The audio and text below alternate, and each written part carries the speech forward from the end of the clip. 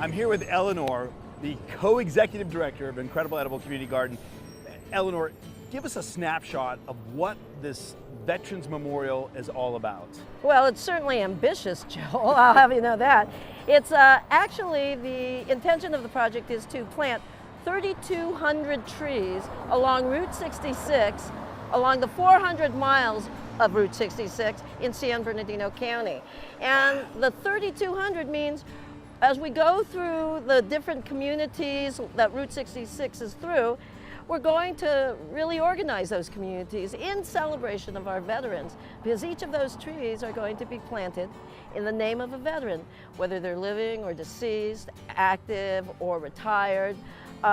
It's going to be awesome because each of the veterans are going to have an opportunity to be acknowledged and honored for their service for this country. And that's really the ultimate service, isn't it? Absolutely. And the fact is, each of the markers will have that with GPS coordinates, so the families can come back and check out the trees later on. Wait a minute. These are being planted with GPS coordinates? Absolutely. The families will actually get the GPS coordinates because these trees are actually going to live for as long as 150 years to 300 years. And that means generations will be able to know that this soldier served our country. And there's nothing like it in the country at all. There's nothing like something that's so large that's really from the heart of a community to our veterans. And we're really, really psyched about it. And what we'd love to do is try to inspire other communities to take it on along the route, to plant trees along the whole route across the country. And we think we can do it. We've taken 2 days to do this kickoff celebration county-wide. We did the first kickoff in Barstow. Today we're doing the VFW, and then we're going to head off to Fontana to plant more trees. Part of the thing that these trees are doing that's required by the grant is actually they're functional. They're cleaning the air. Wow, we have a long way ahead of you, but it's so nice to actually see the beginning of this happening. Oh, I'm so glad you were able to come out and see this. Thank you so much for what you're doing. It's amazing. The largest living Veterans Memorial in the United States. Right here in San Bernardino County. Unbelievable. I'm here with Paula Flores, and I understand your dad is getting a tree here, right? Yes. What does that mean to the family to know that forever you're going to have a tree and a placard here in memory of your dad? The Vietnam veterans, they didn't get their thank yous and their welcome homes when they came back. And I know my dad had a very rough time when he came home till he passed. And so I think it's really nice. He never had anywhere to go. I remember that. I remember him saying that clearly, is that there's nowhere for us to be. We go hang out with each other, but there's not something that's for us that they did for us. And this is something that I wanted to do for him. And I'm real excited. Oh, well, thank you for sharing with us. I appreciate it. Thank you. Oh, say can you see by the dawn's early light what so proudly we hailed at the twilight's last gleaming, whose broad stripes and bright stars through the perilous fight o'er the ramparts we watched were so gallantly streaming, and the rockets red glare, the bombs bursting in air, gave proof through the night that our flag was still there. Oh, say does that star-spangled banner yet wave o'er the land of the free and the home of the brave.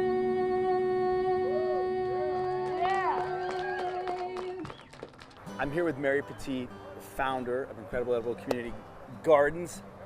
what an amazing thing you guys are doing. Give us a snapshot of the memorial here. Okay, Joel, this has been a labor of love, and it's also been very personal. We decided about a year ago to conceive of this project to have a memorial to veterans in the United States, the largest living memorial to veterans. And so we decided, why not marry that with Route 66, the Mother Road. It's very iconic.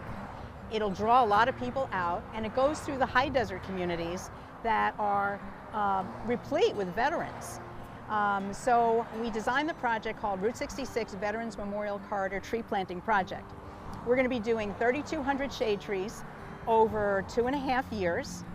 From Upland to Needles, it's about 400 miles of iconic Route 66, all in the top disadvantaged communities along the way, so that we are beautifying the areas, we are cleaning the air. It's a $1 million grant we received from CAL FIRE through the California Climate Investment Funds, and we are just like super excited about it. The trees are going to live anywhere from 100 to 300 or 400 years old. So it's not only the veterans' children, the grandchildren, the great-grandchildren, they're going to be able to say, you know, that tree is for my great-grandfather. And that's what's really so marvelous about this whole thing. Tell me about that too, because you're going to ensure that they're going to be able to know what tree is what. How?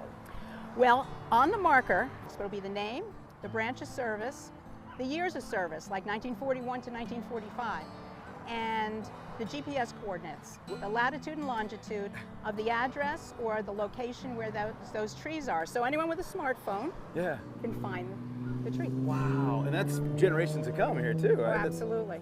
You said it's personal. Yes. How personal, if you don't mind me asking? No, I'm not a vet, but I'm the proud daughter of a U.S. Marine. My dad was in the 1st Marine Division on Guadalcanal in World War II. And his division is the one that the Guadalcanal diaries were written about and the movie. They were called the Old Breed. My dad was, I mean, he lived 40 years after he got out of the service. And after he died, I found his dog tags. And they're different than today's dog tags. The ones you see today are kind of like rectangular and all. These are round ones here. They have his fingerprint on one side, and they've got his name, the month and year he joined, which was August 1941, his name, Benjamin V. Kules, and I wear them when I have plantings like this. We're in the city of San Bernardino, and I'm here with Mario, who's the commander of the VFW Post 8737. Did I say it right? Yes. All right, so Mario, give us your perspective on having this living memorial travel from Needles all the way through to Upland. You know, we had a breakfast here, and Paul Rosso approached me and says, "Hey, we're doing something on Route 66." He says, "Can we plant some trees here?" I said, "Yeah, we can plant some trees here." And then he said, "I'll have Mary Pettit call you." So she called, and that got the ball rolling. I didn't know it was going to turn into this. I really didn't. I thought we were going to just have a couple trees up here on Parkway to be gone. It was a lot of work, but looking at the trees, it's well worth it. It really is. Look at them. It's pretty amazing. Yeah, it really is. So Mario, share with me this. your VFW, if we understand it correctly, is one of only a few that's actually on Route 66, correct? Yeah, in fact, we thought we were the only one in California until Mary started doing some research, and we found out there's one in Lenwood on Main Street, which Main Street going through Lenwood and Barstow is Route 66. Gotcha. So we found out. So that's a good deal. I'm glad. And for those that aren't familiar with what VFW is, rather than me say it, go ahead. It's the Veterans of Foreign Wars. In order to be eligible to be a member, you have to serve in an area where there's combat or conflict. I am here with Mrs. Route 66, Cindy. Cindy, tell us a little bit about, from your perspective, what this event and what this corridor means to you. Being from a military family, it's amazing because it is giving the veterans an honor that is not a gravestone. And it has a marker, yes, it has the same information, but it's something that is thriving and it's just beautiful. It's a good thing. Scott, give us your perspective as a veteran on what this living memorial means to you. It's passion is what it is. It's It's coming back to the place where I grew up, where I joined the Marine Corps. Right across the street from me here, the U.S. Armed Forces, that's where I started. And for them to plant a tree right here in front of where the place I very joined, it's emotional. So will the tree that's planted here, is this it will have your plaque on it or someone else's plaque? No, it'll be your plaque. It'll be set in stone. It's a little dog tag is actually what it is. It'll say your name. It'll have the years of service, your branch, and the whole nine. And the grid coordinates will be on that as well. That's so awesome. That way your grandchildren, your great-grandchildren, anybody can come see your tree in years to come after you're long gone.